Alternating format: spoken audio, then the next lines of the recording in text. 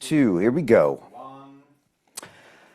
This is London Real. I am Brian Rose. My guest today is Anthony Scaramucci, the hedge fund founder, Bitcoin advocate, former White House communications director, and host of The Rest is Politics US, who has become one of the most influential voices driving institutional adoption of digital assets. You are the founder of Skybridge Capital, where you've made one of the most aggressive pivots on Wall Street from traditional finance into Bitcoin, digital asset infrastructure, and tokenized investment vehicles.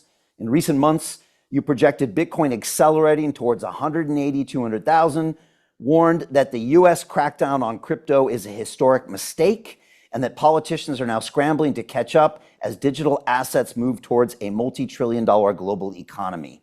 You've also made headlines for backing major new Bitcoin mining and infrastructure plays, calling the AI revolution Wall Street's blind spot, and arguing that we are entering a new era where Bitcoin, AI, and political disruption will redefine wealth creation. Anthony, welcome back to London Real. Well, I mean, first of all, it's such a generous introduction. Thank you. But secondarily, I love coming on your show. So when my assistant said that Brian Rose wants you back, I'm like, I want to be back there. So thank you. Look, it's great to have you. I saw you a year ago, I think in Singapore at Solana Breakpoint. And of course, we had you here back in 19, and then we were there all in between. I think we both kind of ventured into crypto independently. And then when I heard about it, I felt like we had a lot more to talk about. So, man, so much to talk about today. First of all, we haven't spoke since the election.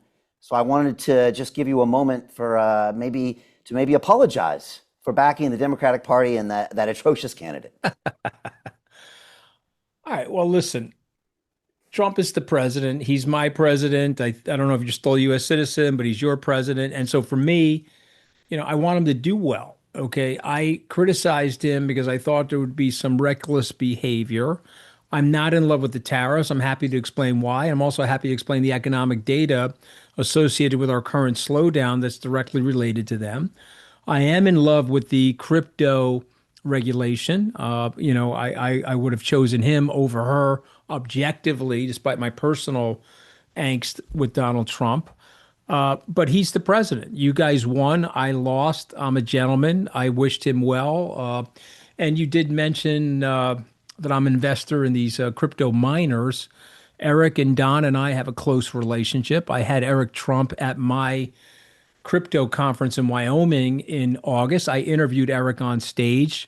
My family put a lot of money into Eric's business, this American Bitcoin miner. The symbol is ABTC. So I'm not letting the politics get in the way of the business. But if you're saying that I got it wrong, he won and she lost, I got it wrong. I got my comeuppance. But as I teased Eric, Brian, both Eric and I were 2 for 3 in the last 3 elections because I was Trump, Biden, Harris. So I was 2 for 3. He was Trump, Trump, Trump. So we're here now. I think the president, frankly, is doing an okay job. I just don't love the tariffs, and again, if you want me to go into that, I'm happy to explain why. I mean, he's like 300 days in. I mean, how would you rate it so far? I mean, out of 10, he's more than a 5, right? Yeah, no, I would say he gets a 6.5, 7 on lots of things. So let's talk about the stuff he's done great, because I think we want to be fair and objective to him. He has effectively shut down the southern border of the United States. And so that has caused great lower and middle class angst in the country.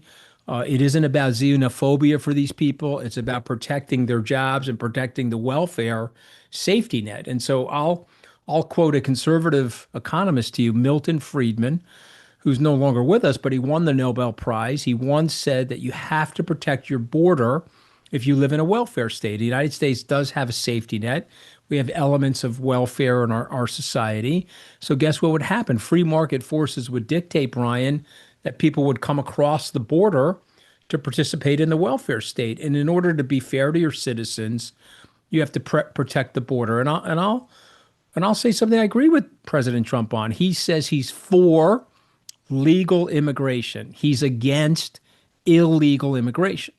And so I think if you have a brain and you have some level of common sense, you have to agree with him on that. The fact that the Biden administration opened the border and 10 to 12 million people flooded over the border I think was a big campaign issue. And by the way, the president's a very good campaigner.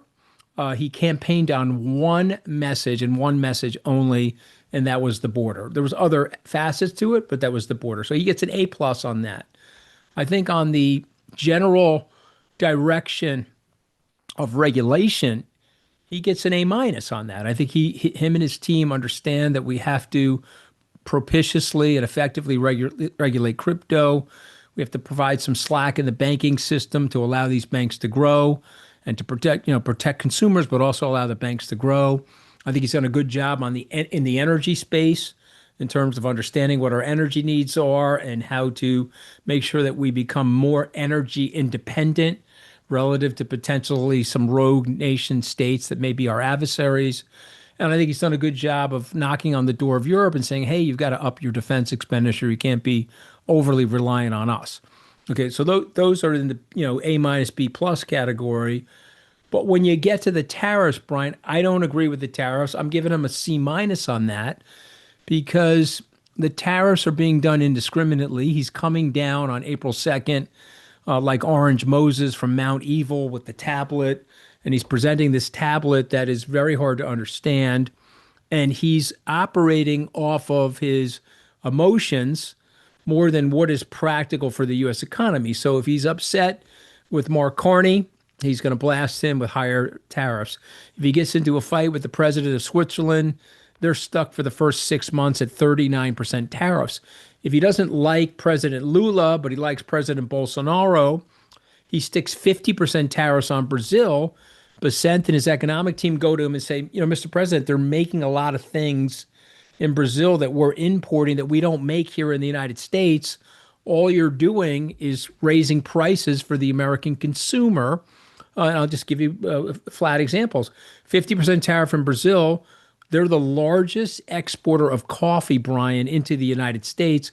We had a 22.5% price increase in coffee. Now, last week, the president and his team relaxed all the food tariffs.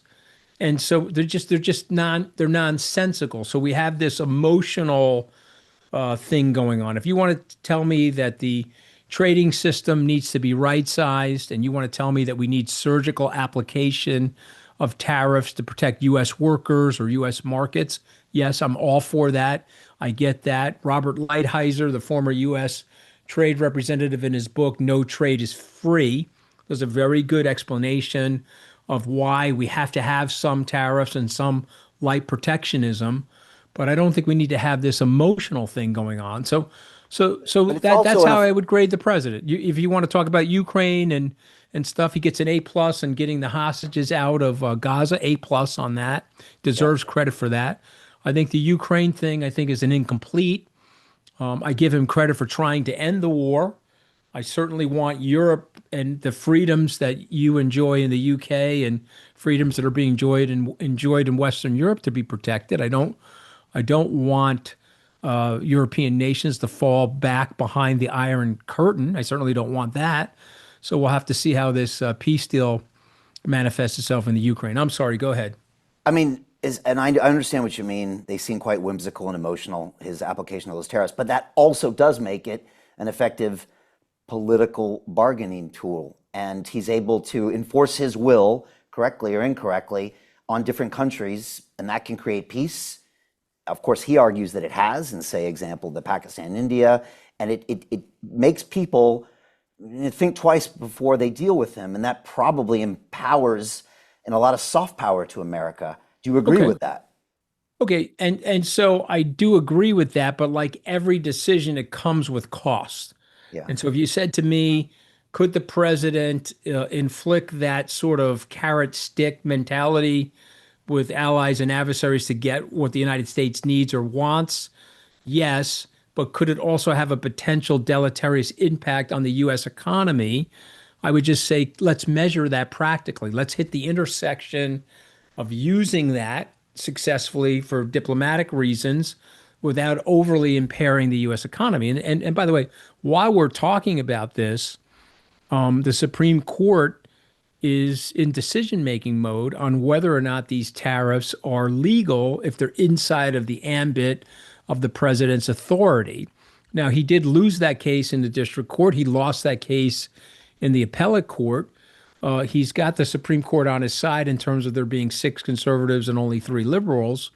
But it'll be an interesting case because we broke from your residence, Brian. We broke from the Great Britain. I don't think it was called the United Kingdom at the time, but we broke from England as a result of no taxation without representation. And so, what's before the court right now? The president is taxing people. He can say otherwise, but what a tariff is, it's a consumption based tax levied at the port. It's either the American importer, the American company, or the American consumer is paying the tax at the port. And that's what it is. It's not, no country's paying it. Let's get out of the disinformation business. And so what's at issue is he allowed to do that without congressional support. So I'm going to make a prediction on your show.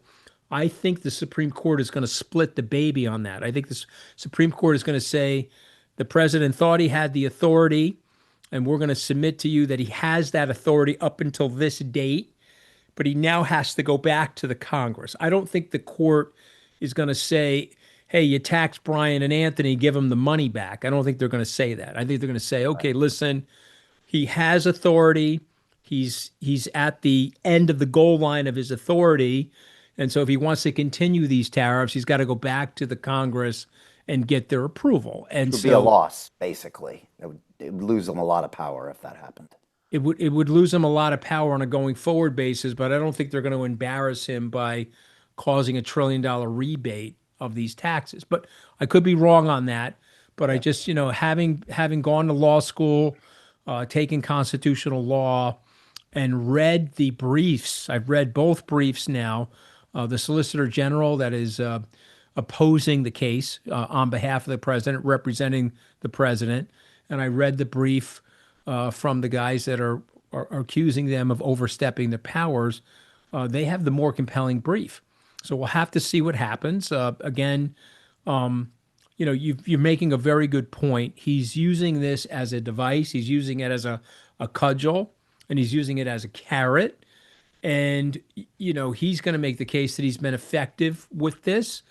And I'll give him the benefit of the doubt. But what I would like to see happen is less economic harm to U.S. citizens and more advantage. That's all. And we'll see. And look, I'm not. Here's the one thing I did learn. I got an 11-day PhD in my fiasco in Washington. But I'll share this with your viewers and listeners. It is a way harder job than it looks like in the show The West Wing, where anytime they portray the American president, this is an unscripted job, Brian. You're working on one thing and then you get an avalanche of crisis that comes in on the other side. And so my heart goes out to the people that are trying to make these decisions. I've been made wiser, more psychologically minded by some of the things that have happened to me in my life. And I know that these decisions, there's things lurking under the surface, Brian, that you and I don't know about, the BBC and CNN doesn't know about, that are influencing the decision making. So look, I want these people to do well. You know what I mean? Part of me is just so happy to see something getting done in DC. And so I know you go back to the founding fathers and the checks and balances and the three systems of government, but I also see an executive that is oftentimes paralyzed with the legislative branch. And, okay, they got the big, beautiful bill passed, but are they going to get anything else passed? We'll get to the Clarity Act, which is taking too long. But part of me just loves to see some action, for gosh sake. And obviously Trump is taking that. Of course, the Supreme Court will decide that. But I don't know, part of me just says, wow, at least we're doing something. And it doesn't feel like we've been able to do anything for some time. So I don't know. Well, I mean, let me say this, okay? Because again, I want to be balanced, okay? What he did with the Israelis and what he did in Gaza, and how he went after Hamas, but also how he also went after the Israelis. Yeah, he got them to an agreement, and he got the 20 living people back to Israel. Okay, now I give him an enormous amount of credit for that. And there are very few personalities on the world stage, Brian, that could have done that. Okay, so he deserves the credit. I'm not a people say, oh, you got Trump derangement syndrome, you hate everything about Trump, blah, blah, blah. And that's not me. I will give him credit where I think credit is due, but I think it's also important to explain things that he's doing that I think, we should think more carefully about. The incremental employee is not being hired, Brian. The incremental capital being allocated to a factory or to more equipment or more aircraft or is not happening right now. And the reason that is that there's an uncertainty about the tariffs. There's an uncertainty about what's going to happen. And if you're a corporate CEO or a corporate CFO, you're like, okay, let's wait to hire the next employee. Let's wait for the next growth phase of our business because, as you and I both know, a big part of your capital allocation is going towards paying taxes. And so it's slowed things down. You can see it in the employment data. The other thing it's done, and this is not me saying it, just look at the empirical data, inflation is up. The food prices are up. The president can say that the food prices are down, but they're not down. You can just look at look, you go here on Long Island, you buy a pot roast. It was $9 to buy the pot roast in 2023. If I go to the King Cullen here, local supermarket, it's $37 to buy the very same pot roast. And so, that's happening. And now, how did that happen? Well, he put restrictions on Australian beef importation. He put restrictions on, he had restrictions on Brazilian beef importation. He likes the president of Argentina. He gave him a $40 billion peso swap deal to protect the government's budget there. And he's letting that beef finally come in. But I mean, if you were watching C-SPAN 3 weeks ago, the senators would have never done this to Donald Trump, but they were carving up J.D. Vance about the beef prices here in the United States. And so again, are you saying? And again, I'll speak very self-interestedly for a moment. I'm in the crypto business. Is Donald Trump, by and large, I'm not in love with his meme coin, but is he better for crypto than Kamala Harris or the Democrats? Resounding yes. Yeah, Resounding. by a factor of 10, Yeah, probably. but yeah, not even. They would have tried to put us all out of business, which would have been ridiculous because this is technology that we're going to be adopting. Crypto's having a bout right now. I think Bitcoin's down about 30%, which is typical of what happens with Bitcoin. But it's still one of the best performing assets in the history of the world. And so the technology is there. I had to wire money. I'm not going to name the club, but I'm joining one of your fancy pants clubs Here? in the UK. Oh my Okay. gosh. And Okay. I had to wire money, Brian Rose. And guess what? Guess what? It takes 3 days. I've got to transfer the money from dollars into British pounds, and then it's got a season, and then it gets wired. And 5 days later, they'll let me know if the transaction went through. But if I was on the blockchain, zip, zip, zop, and you've got the money wired. And so we have better technology than what we're currently using. And this guy, Paul Atkins, who you may know, he'd be a great guest for you, by the way, if you can get him. But he's the acting SEC chair. He's a personal friend of mine. The president put him in place in January. He's done a brilliant job of revamping and making the SEC fairer and more open to innovation. Gary Gensler, if I can be graphic on your show, sucked as the SEC commissioner, perhaps the worst SEC commissioner in the history of the United States. And he was politically capricious. He was politically arbitrary, and he was an ideologue. And frankly, Brian, he lost a lot of lawsuits. That's one of the great geniuses of this system. If an idiot is in charge of the administration of the law, like Gary Gensler, you can sue that administrator in a court here in the U.S. And the industry won a lot of court cases against Gensler, but it was just additional cost, additional acrimony, and Time. additional hassle. Yeah, exactly. So, Yeah. so we're in good shape. Listen, again, he's got 3 years left to go in his presidency. I'd like to see him do well. Okay. Okay. And look, on that note, as far as where the Democrats were with crypto and trying to shut that down, I just want to say something else. They were also really pushing the censoring of big tech. And so we were deplatformed for 25 months off YouTube, and we just got back on a month ago. And let's be honest, without a Trump victory, there's no way that would have happened.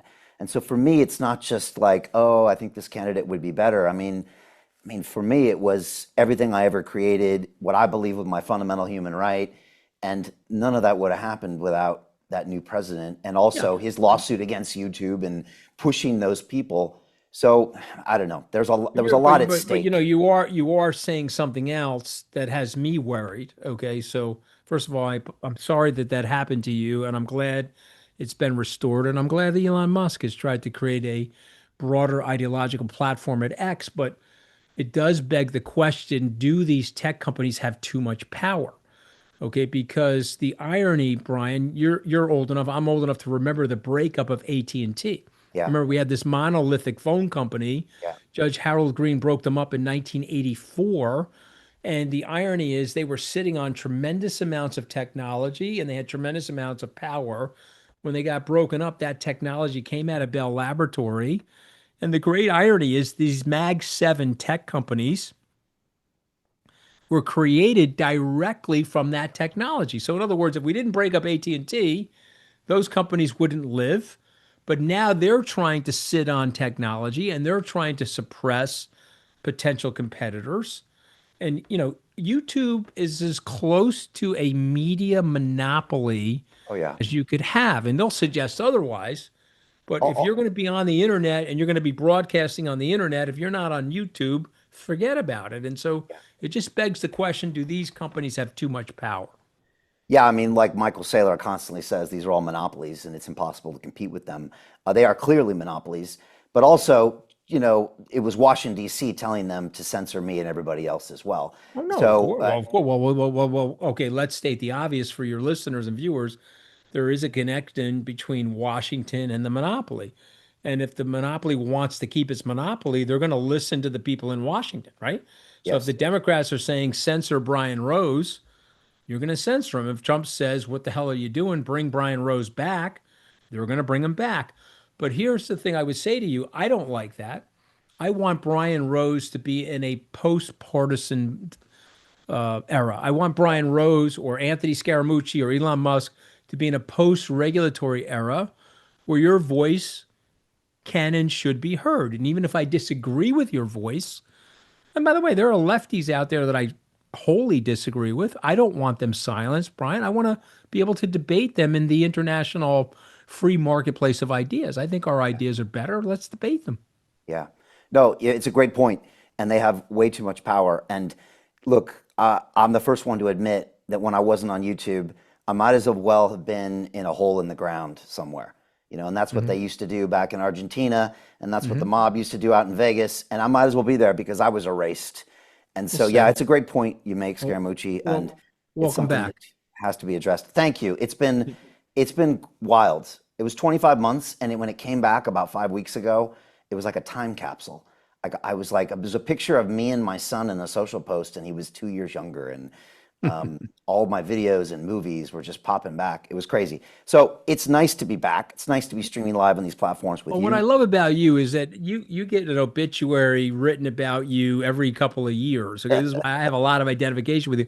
I've had like a financial obituary written about me 4 or 5 times, Yes, true. and now that Bitcoin's down, I've got those haters coming out and they're gonna write how bad and stupid I am again. And but the truth of the matter is persistence matters.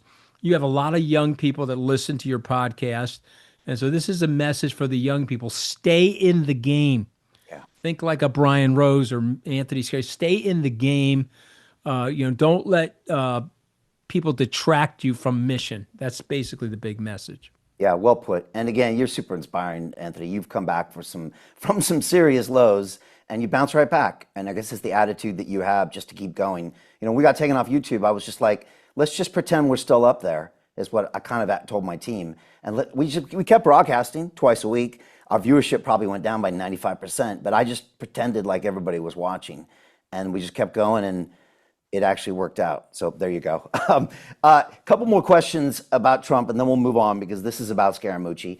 When you were here a couple years ago, or maybe a year ago, you pulled me aside on the way out and you said, Brian, I don't know if if Trump can actually form a team or keep a team together.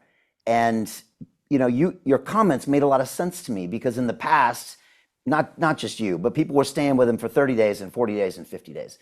In the last 300 days, obviously we've seen a Trump that I don't think anyone expected. So from the speed of light movement to this crazy cabinet with Rubio and Bessent and Lutnick and all these like high performance people. And then you hear Trump, saying the word love a lot.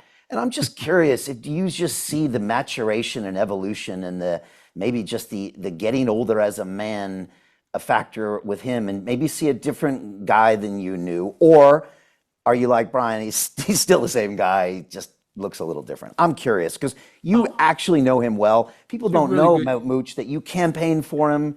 You Yeah, of spent your own course. money for him back in I 16. know the kid. Look, I'm still talk to the kids. I know him Yeah, well. I still talk to the kids. I had a falling out with him. People don't remember this, but he went after my wife on Twitter. I mean, who the hell does that? Okay, yeah, so I know. so for me, I'm Italian from Long Island, Brian. You know the type of person I am. You're gonna go after my wife on Twitter. We're gonna fight Yeah. it to the death. Okay, You I have a mean, Harvard degree and you're a lawyer, so let's just keep that yeah, in mind. exactly. I'm a Harvard degree and a lawyer, but I grew up in a blue collar neighborhood. So there's a Sure. lot of Matt Damon-esque Goodwill Hunting shit going on in my personality. Okay.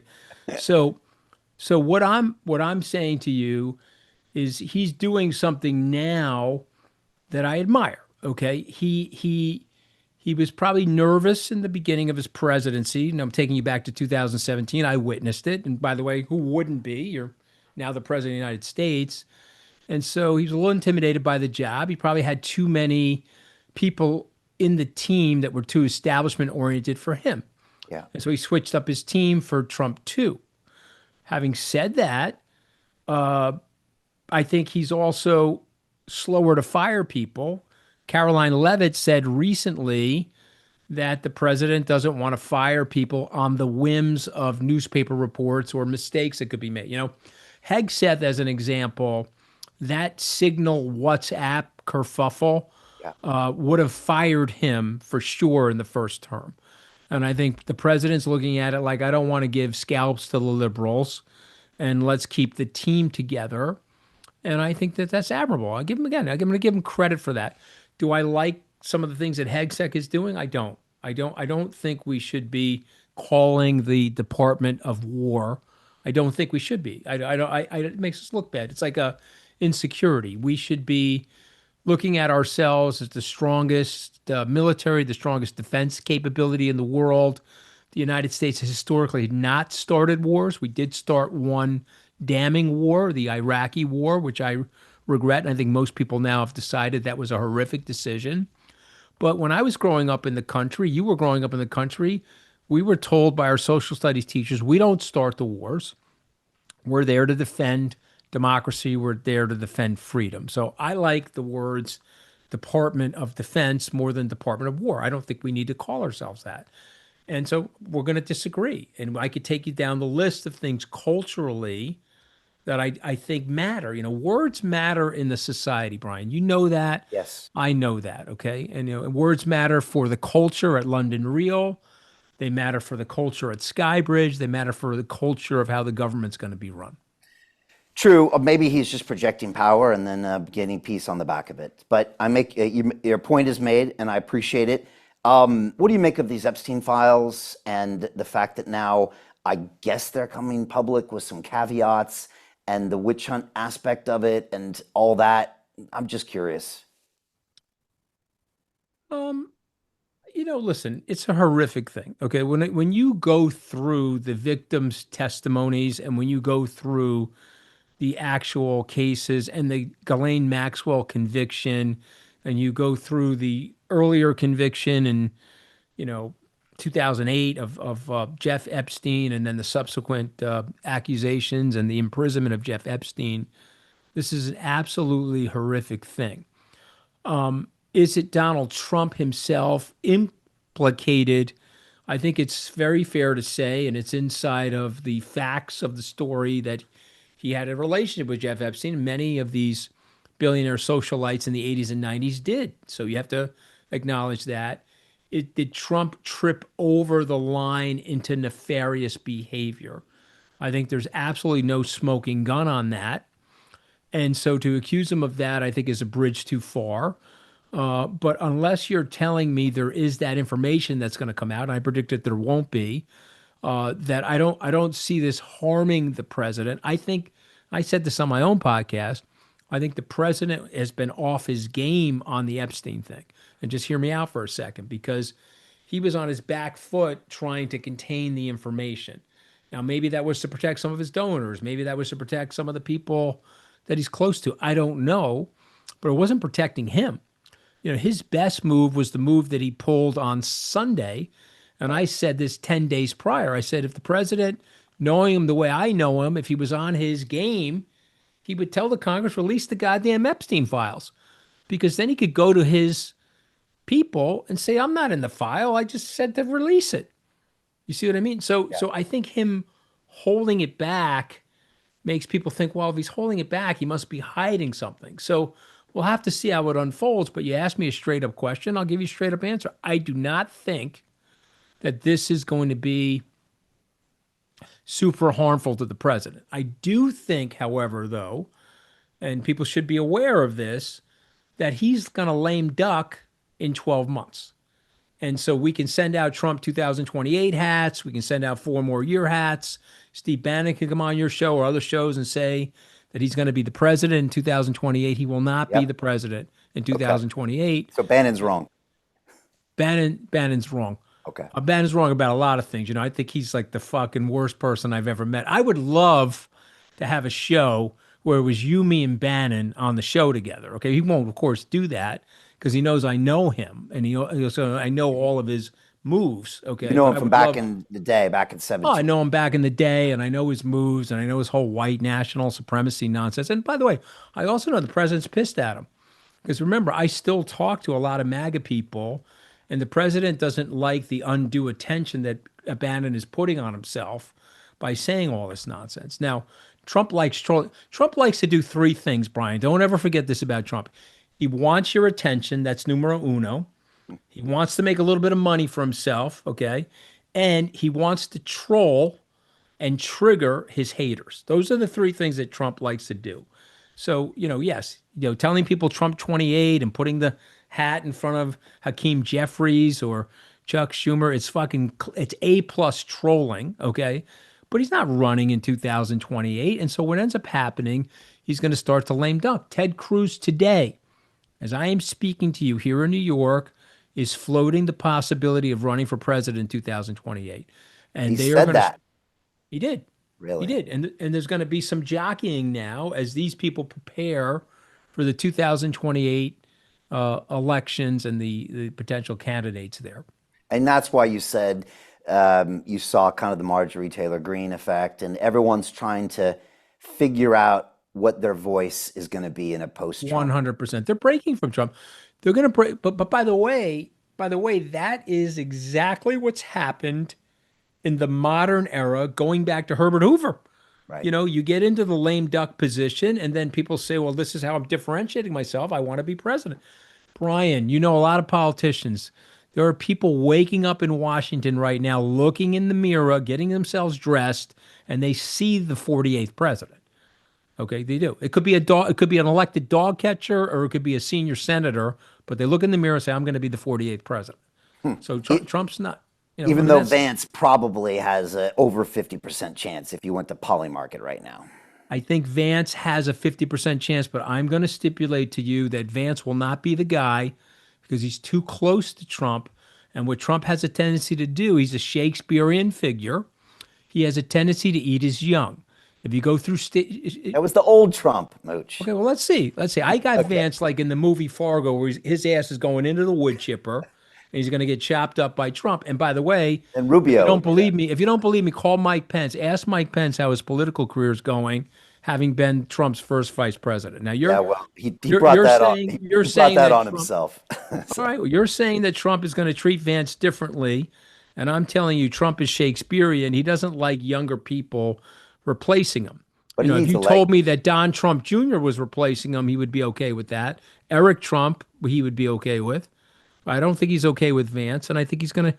And by the way, Trump is the type of person. Again, you may not like this, But Trump is the type of personality where almost if the Democrats win, there'll be some smug satisfaction. Here's the narrative. You Republicans were nothing without me.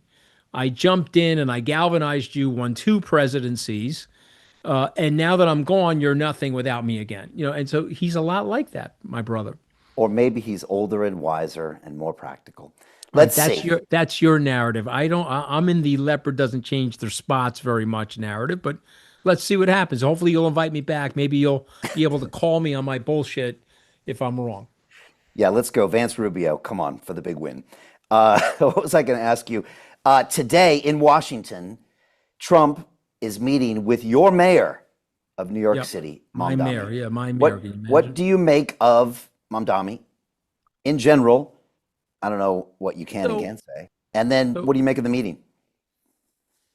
I think the meeting's going to go very well because I do know Trump's personality. I think Trump likes winners, and Mondami won the race handily. Okay, let's just go over that. I was for Andrew Cuomo. I grew up with Andrew, love Andrew and Chris, and I wanted Andrew to win, but Mondami ran a more effective campaign, and he beat the combined electoral results, the number of votes between Sliwa and Cuomo. Mondami got more than both of them. So he clearly won the race. Voter turnout was up and so forth. I think he's inexperienced and the jury's out. I don't like the fact that he's going to be mayor. If you're asking me, if I was hiring somebody for that very complex job, I wouldn't hire somebody with Mondani's resume, but he made it and he organized a really good campaign. But here's the thing I would say to you and anybody listening, he's a lot like Trump. Remember, I said Trump ran on immigration. What's the issue? Immigration. Mondani, again, like or dislike him, he ran on one issue, Brian, affordability. You're an anti Semite. Here's a record of you being anti Semitic. Affordability. You hate cops. Here's you on record. You're going to defund the police. Let's get the conversation back to affordability. And so there was a very resonating message. The younger people that live in this city, Brian, they can barely afford their rent and their groceries, and they're pissed off. And they're also pissed off generationally, Brian. They think our generation, you and me, sort of the elder people, have failed them. And so they're like, hey, you guys suck. Let's try somebody from our generation to see if we can fix this. So, for all those reasons, he's the mayor. And I am a New Yorker, okay? And I'm going to stipulate to you right now I'm not a Floridian. I live in New York. I pay my taxes in New York. And I told Spike Lee after the election, I will shut the lights off in the city alongside of you, meaning, we're not leaving. He's not leaving. I'm not leaving. And so I want the guy to do well. But if he's going to go hard Democratic socialist, listen to Donald Trump because Donald Trump has very good political instincts. Trump said if this guy wins, goes hard Democratic socialist, he'll be the poster boy for failed policies. He'll be the poster boy for insanity on the left, and it'll give the Republicans an opportunity to control the card table for many years. And I'll just say one last thing about New York, because I know this place well. He will get fired in 4 years. This is not San Francisco. It's not Chicago. It's not Detroit. This is New York. Okay, you better perform. The people are upset about the cleanliness of the city, the homelessness, and the crime. You better perform. If you don't perform, you're going to get your ass kicked and fired. And again, he's not a dummy because Jessica Tisch, who's our police commissioner, who I think has got an 80% approval rating, by the way, she's done a great job of supporting our police officers, men and women, and she's done a great job of containing crime. He's decided to leave her in place, which is his first good personnel decision in my mind. So we have to give him the benefit of the doubt. Like I said to you earlier, I wasn't with Trump this election. He won the election. I want him to do well as president. I was not with Mondani. Shows you my political acumen sucks, Brian, but that's fine. I wasn't with Mondani, but I do want him to do well because he's my mayor now and I'm a New Yorker. How does it feel when you walk in Midtown Manhattan? How does it feel there now? Do you feel like there's friends that are missing that have done the Florida defection? Does it feel less safe? Are there stores that are Great question. empty? I'm just Great curious question. because I haven't lived there in 20 years. Okay, so let me set the scene for you. It's not as bad as be reported. The media has a tendency to exaggerate Same stuff. with London. Same with London, right? They go, oh, everyone's getting stabbed with a knife in London and everything's horrific. And then you and I are walking on the street. What are they talking Yeah, about, right? you haven't been stabbed lately in London, right? No. But you And probably don't wear your finest watch in London. Maybe you do. no, I don't. I don't wear my finest watch in London. I wear my finest watch in New York. Unfortunately, I can't speak for London, but I can speak for New York. The bail reform, which incidentally was signed into law by Andrew Cuomo, has crippled the city. Okay. And if I were the police commissioner, and let me channel my Jessica Tish for a second, I would tell people we know the criminals. We have 6 or 7 thousand professional criminals. Remember, like London, we have cameras everywhere. So we know the people that are looting the stores. We know the people that are pickpocketing people and You have lifting cameras their now everywhere? most places. Yeah, not as it's not as proliferate as it is in London, but in most places it's pretty good now. Okay. And whether you talk to Bill Bratton, the former police commissioner, or Commissioner Tish, our current one, they'll tell you, we know where the criminals are. Give us permission to lock them up, or give us permission to knock them to the ground, and your quality of life will go up and your crime will go down. Okay, so we do know this. And the question is are we going to do that or not? And I would argue this isn't racism. This is not racism. Stop the crime, higher quality of life in the city, whether it's London or New York. So I will say to you, walking on the street in New York, it is safer and better than it was 5 years ago. And again, we're going back to the COVID era and the Yeah. pre-COVID era. And I would say that the crane operation, because I do look at this, Brian, if you look at New York, you got 6 times the level of cranes going in New York than you do in any other city in the United States, including Miami.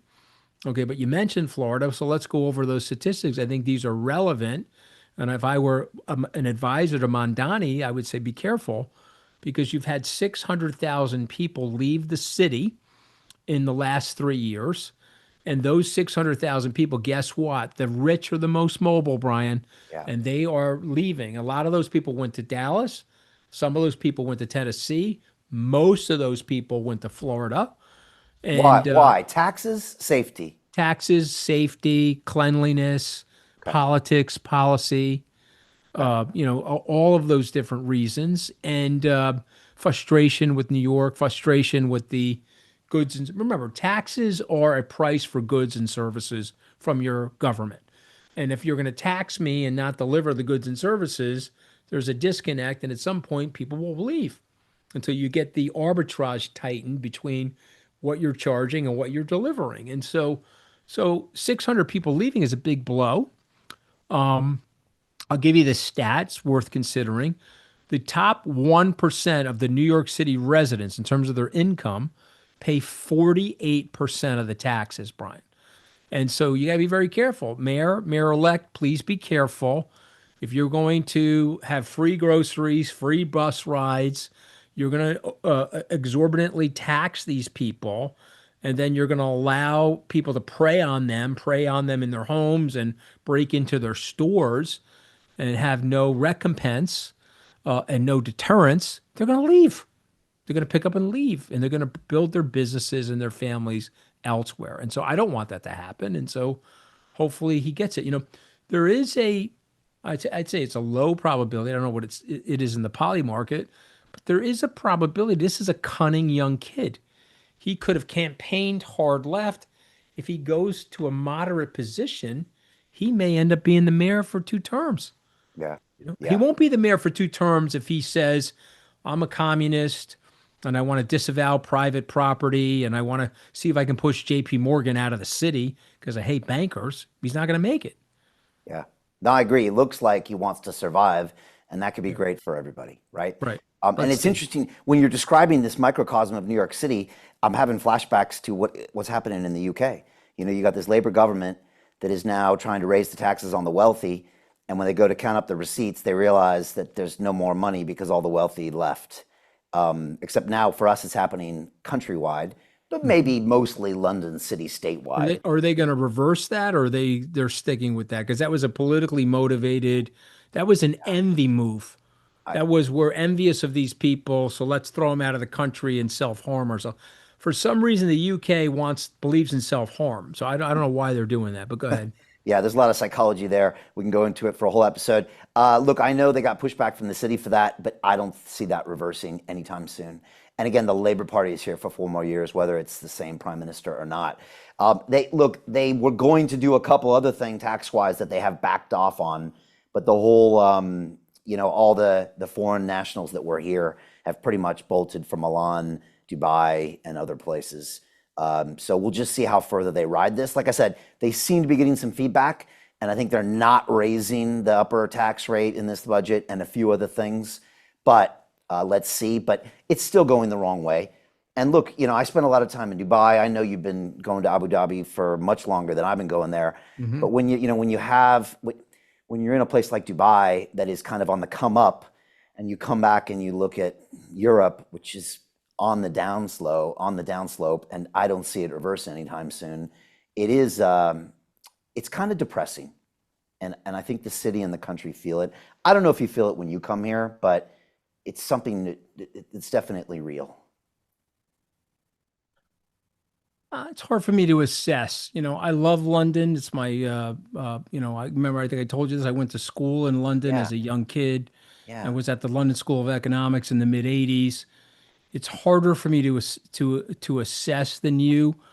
I guess the only thing I would say as an American observing London and observing the Brits, I see something maybe sometimes these guys don't see. There's some cynicism that creeps into British culture. I would step back and look at all these achievements, the patents, the common law development, I read some wild statistic. I'm not going to quote it right, so I'd have to go chat GBT it, but somebody could do this. All the different patents that the British people. mm, You guys have Isaac Newton. I Come know, on, man. I know. I would like to see less cynicism and more, uh, aspirational self-confidence. That's all. That's what I would say. Yeah, that's just not the culture. But Right. Trump was here out at Windsor Castle, and he gave a toast, and he actually was walking through all of that great stuff you mentioned, not to mention all the contributions to the arts and writing, and even I was taken aback. I was like, oh wow. But what have you done for me lately? And I don't know if it's on the trajectory. Let's see. It still has great AI talent. It has great universities. It still has tons of potential. So let's kind of see where it goes. I want to ask you about the Rest is Politics US because it's amazing to see the traction you're getting. When I go on YouTube, there's the Scaramucci channel and there's that. And you're everywhere. First of all, I guess before I ask you about You that, think I would do better if I had a beautiful suit on and no, the white collar and the I don't know. gorgeous tie and pocket square? I probably would do better. Apparently not. Look at our numbers. You're blowing me away, Mooch. So I might I, want one of I those don't know, but T-shirts. I don't know about that. Um, when I was prepping for you today, and I said to one of my guys, I said, when does this guy have time to run Skybridge? And then I said to myself, well, maybe this is the top of the funnel because if I know Mooch, then I want to do business with Mooch. So maybe the smartest thing for you is to be out there. I know you do your conferences, your SALT conferences are crushing. I was a little jealous out in Wyoming. I was wondering where my invite was, but we'll sort that out. Let Uh, me tell you something. If you weren't on the invite, I apologize. You should be on all my invites. I'd love to have you at all these things. no, it's amazing. But All right, keep is going. that something you intentionally do? Look, the last time we were hanging out, you had just done the SAS Dares Wins, and you were on some like scaffolding, and you were like, Brian, I'm too old for this. But I was Right. like, why are you even doing that? It Did, definitely was too old for it. did, did it click with you many years ago that media is an important part of your business and also maybe what you also enjoy?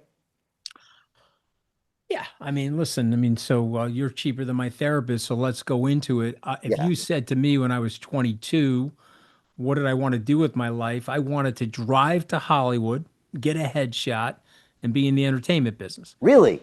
Yeah, I didn't know I'll that. be honest with you about that. I didn't have the guts for that, Brian. I had parents that were working class people. I knew correctly, I assessed correctly at a young age that my parents were going to run out of money. They didn't have one of their kids subsidizing them. They'd run out of money. I'll just give you an example. My father, unfortunately, passed. Well, I shouldn't say unfortunately because he lived a great life, but he was 88 when he died in Wow. September of 2023. But my parents bought their house for 16,000 US dollars in 1962. It's $22,000 of property taxes. And without my subsidy, my mother could never live there. And it would have been an indigent situation for everybody. So I looked at my life and said, okay, I would love to be in entertainment, but I can't be because I don't have the guts for it. And it's a two hit or miss in terms of your success.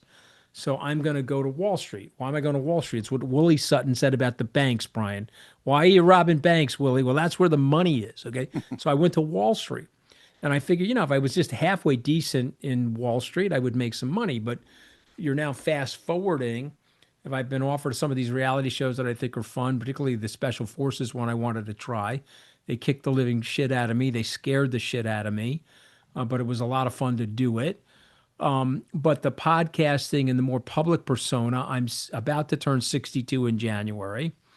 And my attitude is I've done a lot on Wall Street, accomplished a lot. I've got two guys that help me run the business. They're Harvard Law School classmates of mine. They do a great job running the business. They own equity in the business. And they tease me and they say, now that you're doing all this podcasting, our performance numbers are up. I mean, it's not a nice thing to say to me, but it's fine. But the point I'm making is you have correctly assessed that my public profile has helped our business. It's helped us get guests at our conferences. It's helped me be a good intermediary, if you will. And it's also, and a good convener, but it's also helped us in terms of client acquisition. So I'm in a different stage of my life where I've got other people running the business. I've got younger people in their late 30s, mid 40s that we give a lot of authority to, delegate a lot of responsibility to. And I think it's worked for us. It's a workable solution. Now, we've also made a big strategic bet for the company, and we can talk about that. And I've been on your show talking about the digital transformation, and I wrote a book last year. I think about Yeah, my book, a little book of Bitcoin. Michael yeah. Saylor, Congrats on that. who you know well, wrote the introduction for me. He's an awesome guy. Yeah. Bitcoin's having a little bit of a tumble right now, but it's a garden variety tumble for Bitcoin to be down 25 to 30%. And that's made a big difference for us. This pivot, I'm talking about something scary. And this is a axiomatic fact for human beings. You know what's scary, Brian? Change. You know what's scary? I'm running a traditional finance company. I'm going to flip the table over and I'm going to target my company into something digital. And I'm going to pretend that I'm a 30-year-old as opposed to a 60-year-old. And I'm just going to lift this table, flip it over, and bring the business into this other direction. That was scary. Okay. And I looked really smart in the beginning when Bitcoin went up, and then I looked really stupid when Bitcoin went down. Now it's up again. Now it's down again. Whatever. I think your trajectory is right. And so I would tell people you've got to embrace. And by the way, I'm not saying this like I'm some guru and I can, I'm telling you, I was scared to make those changes. I was scared. And so my message to people is embrace the fear. Embrace the change, embrace the suck, if you will, because certain things do suck, but you've got to get through them. And by the way, Brian, you know this, which is why I'm a big admirer of yours. You've taken exogenous risk in your life, and some of it's worked out for you. It's made you very successful, and some of it you stubbed a toe or flipped over and broke a leg or a nose. And what do you do in life? You got to dust yourself off and get up. I never played the victim after getting fired from the White House. I said, hey, they fired me. I own it.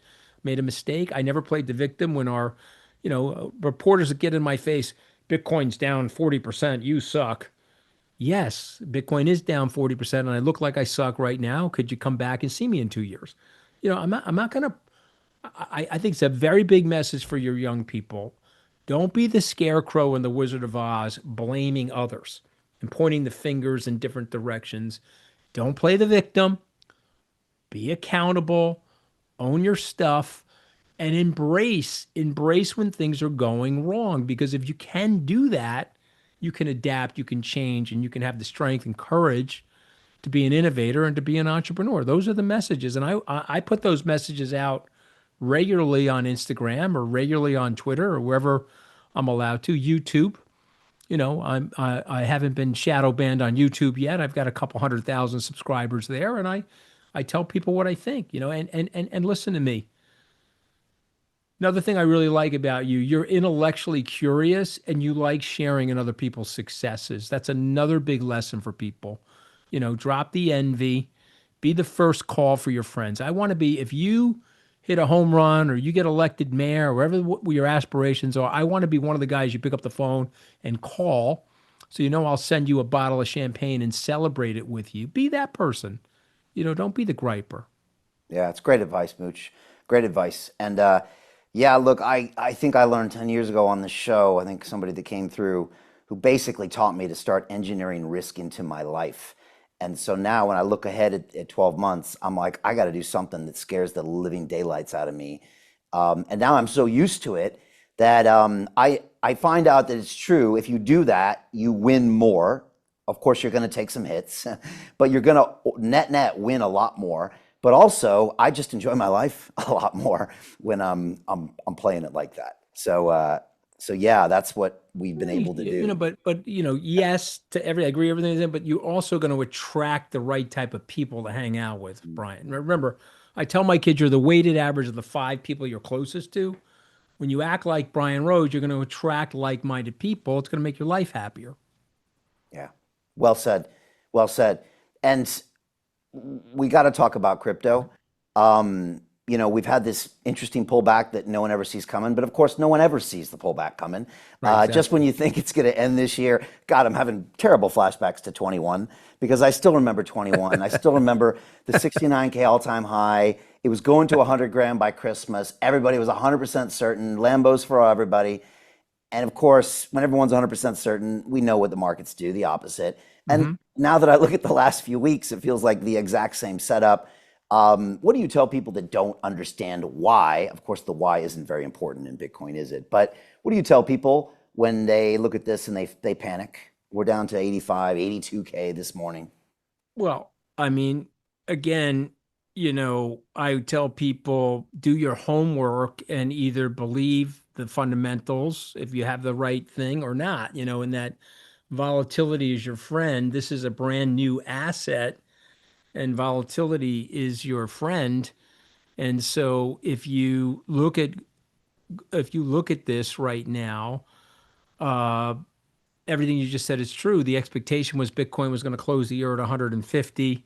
It's sitting at 80, 85. It's emotion driven, but it's also technically driven.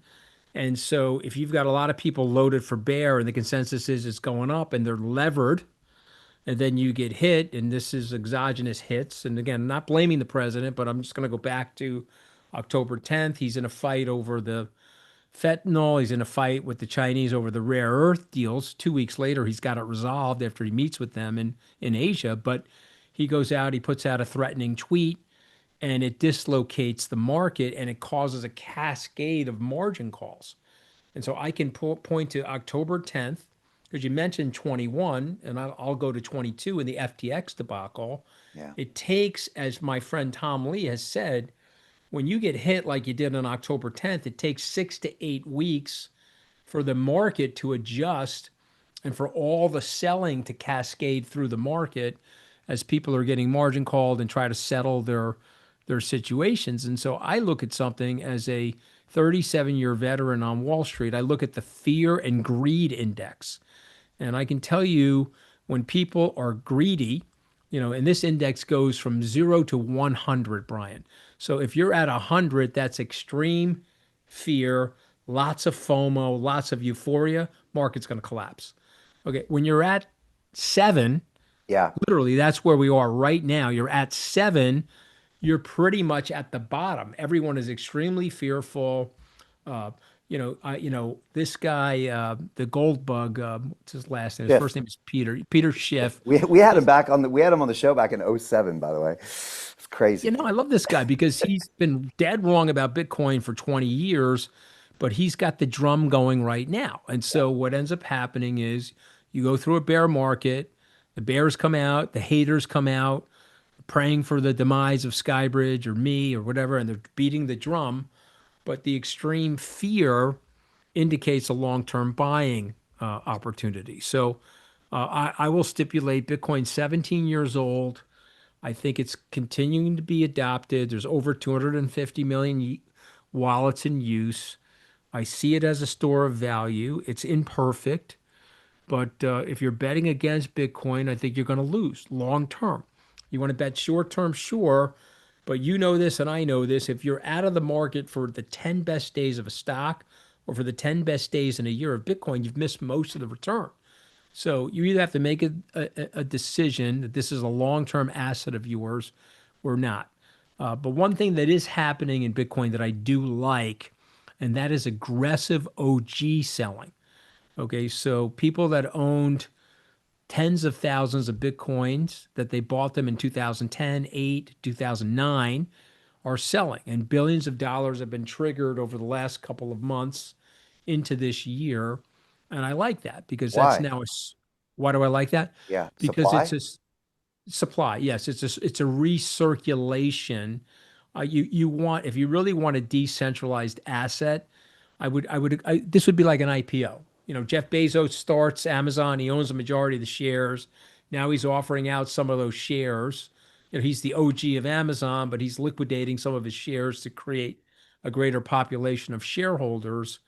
And I like that. Now that comes with, unfortunately, pain because when you are untrapping lots of supply like we've had in the last year, it comes with pain. But I would say to you, psychologically, because you've lived this, I've lived this, if I said to you, hey, it's January of 2023. So it's really only 3 short years ago, Brian.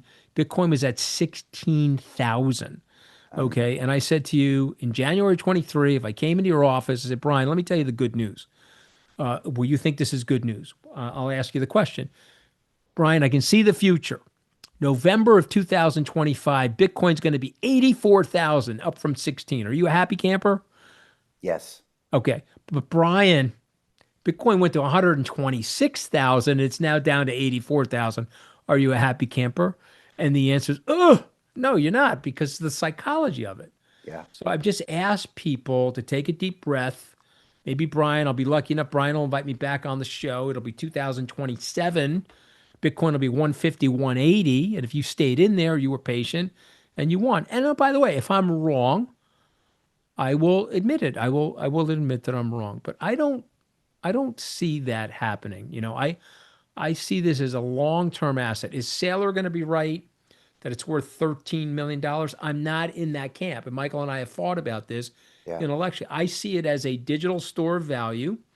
And as people younger than the two of us get older, they'll embrace it. They'll own it in their portfolio alongside of gold and other store value assets. And could it get to, excuse me, could it get to half of the market capitalization of gold? Could it get to the market capitalization of gold? I believe it could. And that's a lot of upside from here for Bitcoin. So there'd be no reason for me to sell it. I think that story is still very much intact. Yeah, I think you're right. You mentioned Tom Lee. I'm a big fan. What do you make of Ethereum? What do you make of treasury companies? And obviously his assertion that, all these stable coins are going to be on ETH rails, therefore we buy ETH. Um, he's he's going to be right, but a lot of people are going to be right. So if you told me, and again, I'm fully disclosed, I have DAT exposure to a Solana DAT, I have DAT exposure to an Avalanche DAT. Believe it or not, I own a Binance DAT in my portfolio.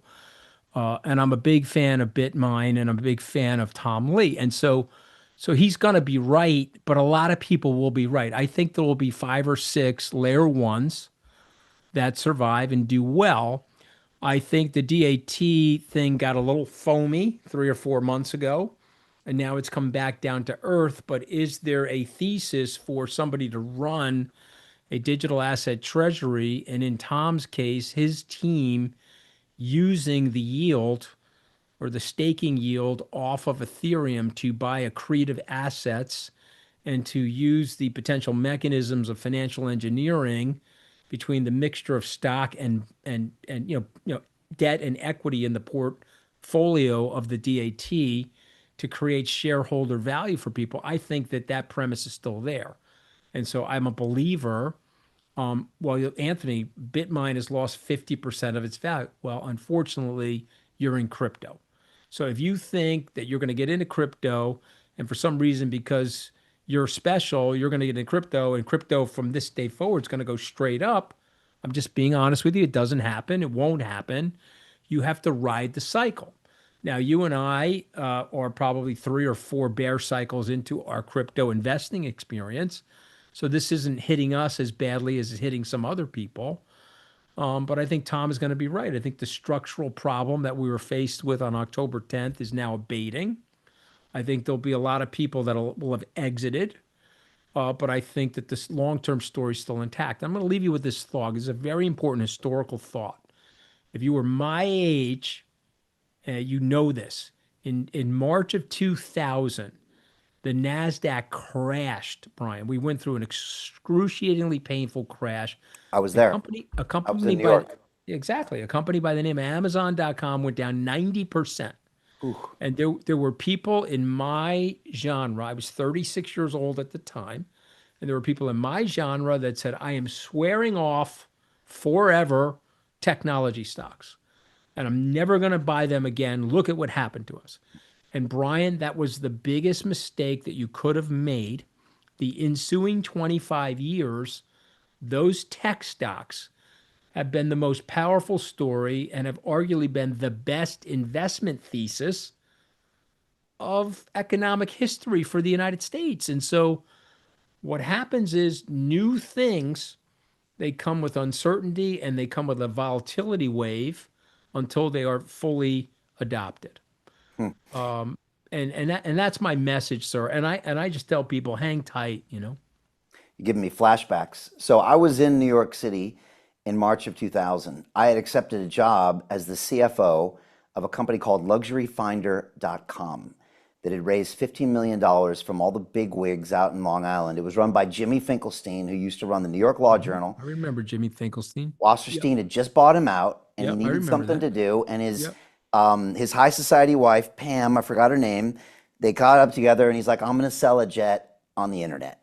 And my buddy was kind of Bruce Wasserstein's right hand man before he passed from MIT, and he introduced me to Jimmy. And so there we were building the next.com. I was so annoying to my Wall Street buddies because I was telling them that it's all .com, it's Columbus in the New World, and they were rolling their eyes. And then I remember that crash, and you couldn't say the word tech without getting someone to throw a punch at you. And Hmm. I felt the same way you did. It's like nobody wanted to touch this toxic mess. I thought forever. Hmm. And then what happened? A few years later, Google was born, right? 100%. And then a few years later, and like you said, the greatest wealth creation probably in American history followed. 100%. Yeah, 100%. yeah, you're right. And So, I stayed out of it because we had been burned so bad. But you should have gone in it. That's for sure. That's for sure. Um, One of the question about the system, Mooch, I see so many great founders and great teams with great ideas in the blockchain space. And yet everything is so depressed out there from a token standpoint that it feels like none of them have a chance. And look, a lot of the narratives haven't popped, like the gaming narrative and all these others. I'm really close with Yatsu, and we have investments with him, and we mhm. have some of his equity Yeah, in the I love him. Mochaverse and all that good stuff. And Yep. I see just great ideas, great people, and yet, man, they just don't seem to have a chance in the last year Hmm. lately. And I'm wondering, do you think that will turn around? Now, granted, Hmm. the biggest Good criticism is question. crypto is you're making a bunch of products for your people in crypto and there's no use case and you're just preaching to your own choir, and that's fair. But I also feel that there's a lot of great companies and ideas that don't get a shake because token prices are so Hmm. depressed. So Yatsu is also a friend of mine. I think he's a visionary, and I think what you're saying is true. And I think this is where the great flush is going to happen. So, utility, tokenization, creativity on the blockchain, that is going to be in existence, and there will be a sleeve of tokens and a sleeve of technologies that work. There will also be a hiving of ones that don't. And so if you've got 20,000 tokens that if I went to, I don't know, Gecko or I went to one of these crypto sites to look up the data on where these tokens are trading, I'll submit to you that 20,000 of them are too many. Are there going to be 25 or 30 of them that are going to have real use cases and going to be part of our story going forward? Yes. The question is hard to figure out which are which. And so somebody like Animoco and his team is going to do a good job of that.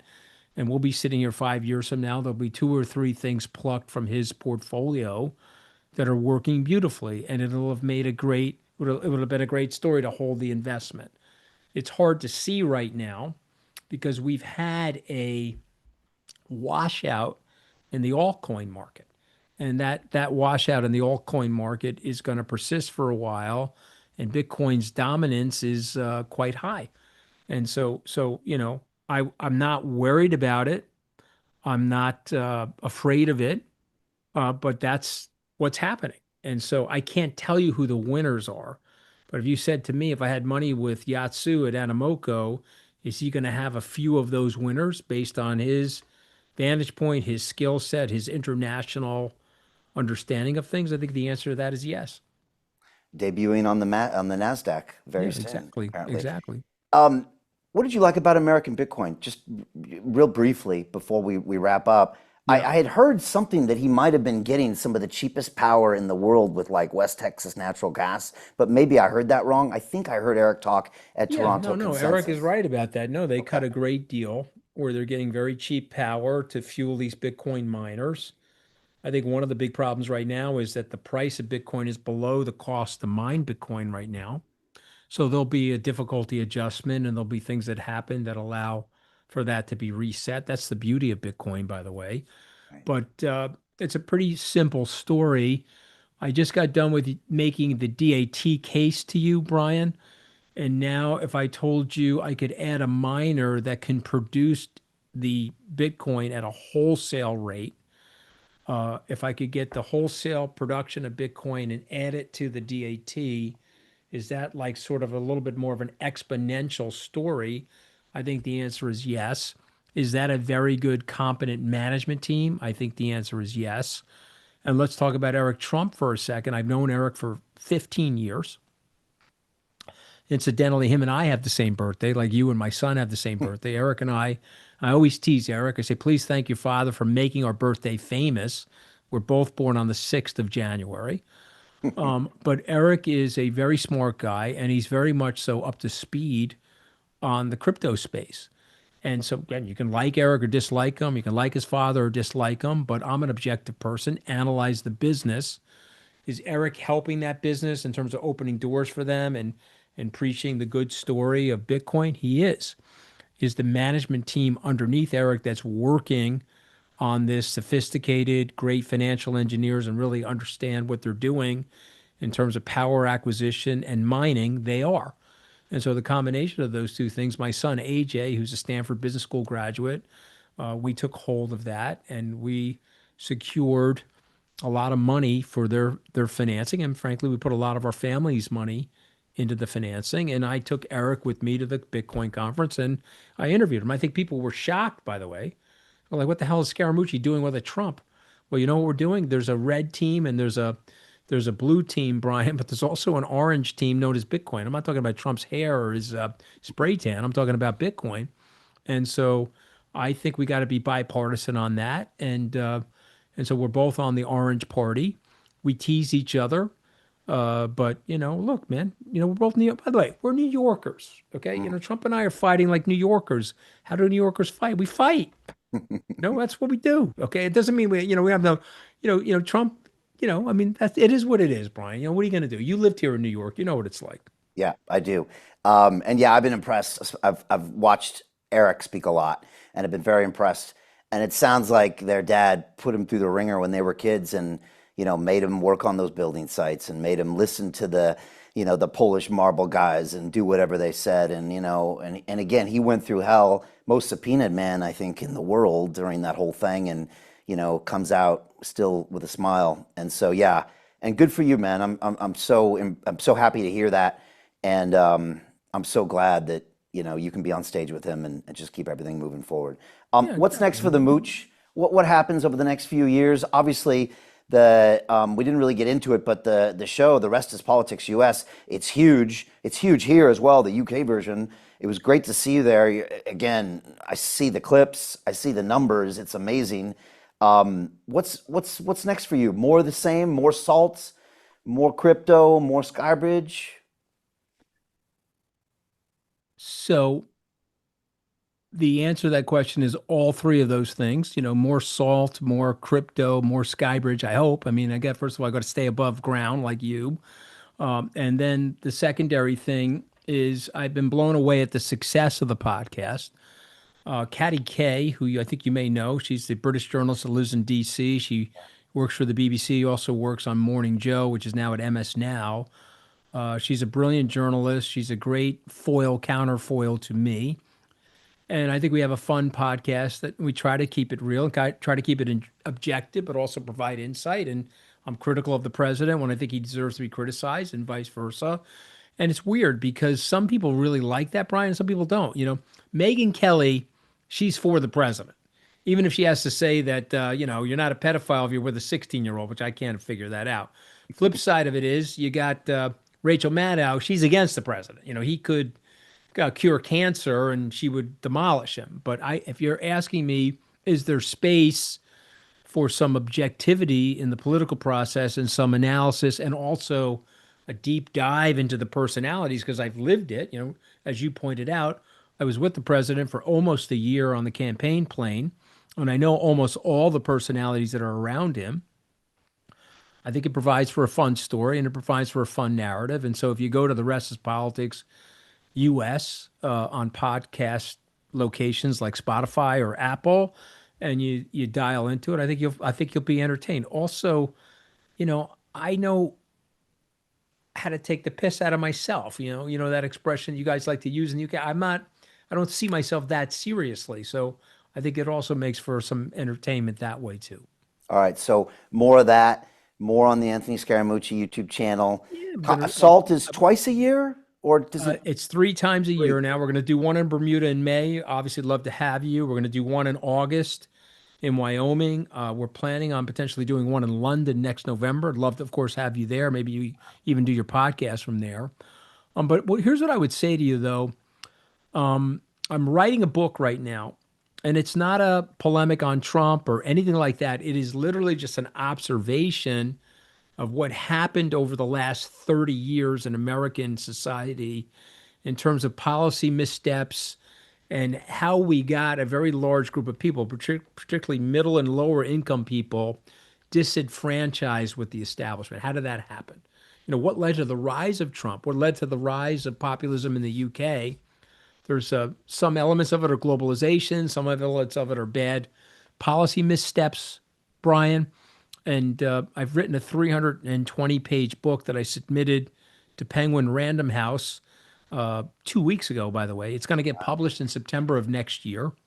And I'd love, if it's not an imposition, I'd love to come back on with you and discuss that, in and around publication date, because I think it's a story coming from somebody that has some political experience, but also an economist that's worked on Wall Street. And by the way, what did Wall Street see that they got right? What did Wall Street see that we got wrong? And and it got, honestly, what did I see that I got wrong? And it's a good exposition of those ideas. And your family comes from, that socioeconomic Yeah, group, which I right? think gives me an advantage. Yeah. I don't, I'll tell you this story just quickly. Like, one of my core memories as a kid is I was telling Katty Kay this story. It was like March of 1972. The 8-year-old young Anthony Scaramucci coming through the side door of my house back from school, because my school was right up the block. I used to walk home. That's when we had untethered latchkey children, right? We weren't Yep. hovering over them. So I Good old walked days. home, right? I opened the door to the side door of the house, come into the house by the kitchen, and my grandmother and my mother are like ecstatic. And I'm like, what's going on? They're so happy. And then they explained to me that while I was away at school, a washer and dryer was delivered into the basement of our unfinished basement, our unfinished house. And I don't know. I was 8 years old. It's a core memory for me. But now that I'm an adult, I look back, I'm like, okay, my mom and my Nana, they used to take the laundry to the public laundromat and they would put nickels, dimes, and quarters in to wash the clothes. And now here they are. My grandmother was in her late 60s and they finally got a GE washer and dryer, Brian, in the house Wow. where they don't have to leave the house to do the laundry. And so I say that with pride because I came from a family of very hardworking people. I managed to get to Tufts and Harvard Law School and Goldman and build some successful businesses. So I've seen the whole bandwidth of the economic strata from, economic tightness to economic aspiration and financial independence.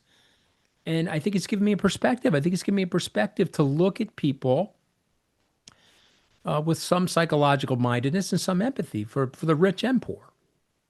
I love it. Congrats on the book. Damn, you're prolific, Anthony. Yeah, I'm having a lot of fun. I'm like you. I'm an energetic guy. I don't dress as well as you, but I'm moving around a lot like you, Brian.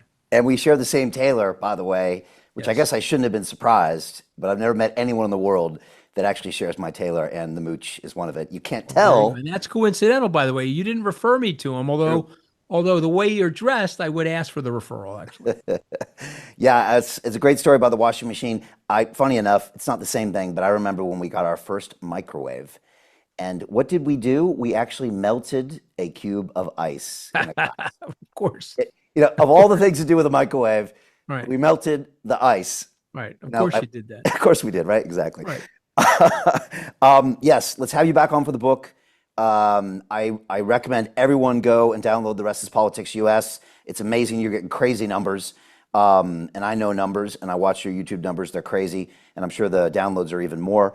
Anthony Scaramucci has his own YouTube channel, a couple 100,000 followers. Let's get him up to the gold button on that. SALT conference is amazing. You're one in Wyoming. I think for the first time ever, actually had a bunch of the Fed governors there. Yeah, we had two Fed governors, and we had Paul Atkins, my friend, who's the SEC chair. And next year, if I'm lucky, we'll have Brian Rose. All right, I'll send you the dates. I'm coming. You've been inviting me for a long time, and so I'm definitely coming. And of course, Skybridge. And again, follow this man for incredible crypto and blockchain insights. Mooch, awesome to see you. Great to be on with you, brother. And Great I'll see you in London. I'll be there. I'm coming over to see you. Okay, come look me up. Sending lots of love to the family. Sending lots of love to you, Mooch. We love you. Same here. Vice versa, brother. All right, bless you, brother. Guys, follow this man. We'll see you next time on We're London good. Rail. We're good. It's all recorded, downloaded. I don't have to worry. I'm gonna hang up. Done. All right, you're the man. God bless. Sending you kisses. Happy Thanksgiving, man. Even though you live in the UK. Thank Happy you. Thanksgiving. We're making a turkey. Thank you. All right, man. See you. All right, bye. I feel blessed. I'm so happy to be part of that amazing journey. I'm glad I decided to pull the trigger and join. You can literally come into this place with zero knowledge of investing and then learn how to find deals. In the investment club, we get these offers on a daily basis. We get the next papers on our table. Don't sit around. Don't let this play out in front of you. Jump on the London Real Ventures website. We are interacting with amazing visionaries who are setting up those cutting edge technologies. This has been an interesting ride, and I cannot wait for you to be a part of the investment club. Hope to see you on the inside. If you haven't jumped on a free masterclass, do it. The best investment you can make is in yourself. Please join us. You're welcome and you won't regret it.